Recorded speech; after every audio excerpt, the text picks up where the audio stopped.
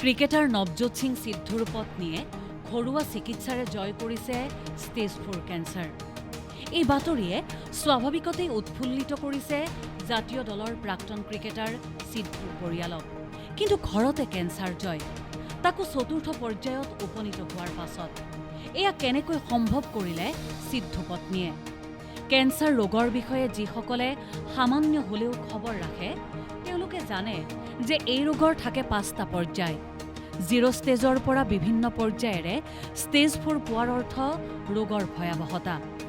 Stage 3 অৰ্থাৎ তৃতীয় পৰ্যায়তে কেঞ্চাৰৰ টিউমাৰটো কেওকাষৰ টিস্যু বা কলাবোৰৰ গভীৰলৈ বৃদ্ধি পায়। তাৰ লগে লগে লিম্ফোচাইট উৎপন্ন কৰি দেহৰ প্ৰতিৰোধ ব্যৱস্থাত অৰিহণা যোগোৱা লসিকা গ্ৰন্থিলৈও বিয়পি পৰে। ষ্টেজ 4ত সমস্যাটো আৰু জটিল হয়। এই পৰ্যায়ত কৰ্কট ৰোগে মূল স্থানৰ বাহিৰত শৰীৰৰ অন্যান্য অংগলৈও বিয়পি পৰে। ৰোগীৰ বাবে এই ষ্টেজটো অত্যন্ত বিপজ্জনক বুলিয়েই ধাৰণা কৰা হয়। ক্ৰিকেটাৰ নৱজোৎ সিং সিদ্ধুৰ পত্নী ডাক্তৰ নৱজোৎ কৌৰৰ শৰীৰত ধৰা পৰিছিল এই ৰোগ। 2022 চনত পুৰণি এক গোচৰত এবছৰৰ বাবে কাৰাৰুদ্ধ হ'বলগীয়া হৈছিল নৱজোৎ সিদ্ধু। সেই সময়তে ডাক্তৰ নৱজোৎ কৌৰৰ শৰীৰত ধৰা পৰিছিল কেঞ্চাৰ। স্বামীৰ পৰা এই কথা লুকুৱাই ৰাখিছিল ডাক্তৰ নৱজোতে। ৰোগে চতুৰ্থ পৰ্যায়ত প্ৰৱেশ কৰিছিল।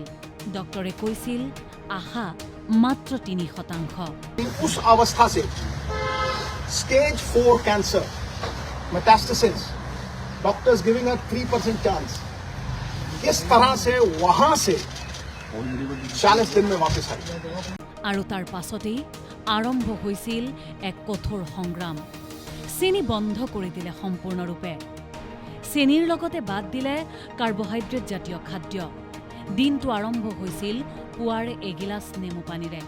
আধা ঘণ্টাৰ পাছত খাইছিল 10-12টা নিমপাত। খাদ্যৰ মাজত দীঘলীয়া বিৰতি ৰাখি কেঞ্চাৰ কোষৰ বৃদ্ধি বন্ধ কৰাৰ চেষ্টা চলিল।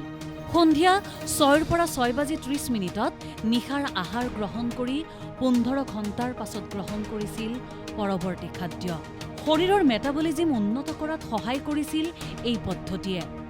ৰোগ প্ৰতিৰোধ ক্ষমতা বৃদ্ধিৰ বাবে পান কৰিছিল নাৰিকলৰ গাখীৰ। नीम के पत्तों पे क्या पैसे लगे, कच्ची हल्दी पे क्या पैसे लगे,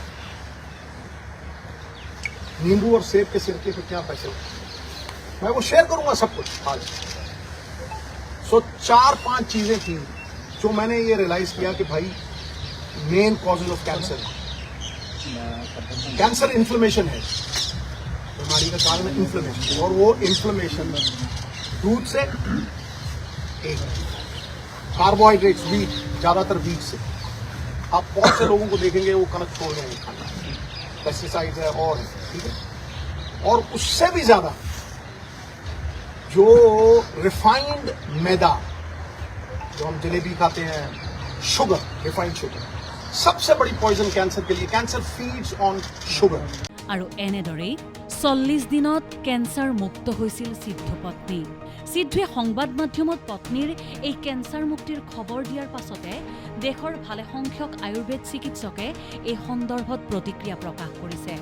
এইসকল চিকিৎসকৰ মতে আয়ুৰ্বিজ্ঞানত অনেক উদ্ভিদৰ ভেষজ গুণ আছে। বিশেষকৈ নিমপাতৰ কেঞ্চাৰ প্ৰতিৰোধী গুণৰ কথাও প্ৰায়েই উল্লেখ কৰা হয়। সিদ্ধুৰ মতে কম খৰচতেই এনেদৰে কেঞ্চাৰ মুক্ত হোৱাৰ কথাই বহু ৰোগী তথা তেওঁলোকৰ পৰিয়াললৈও আনিব সকাহ।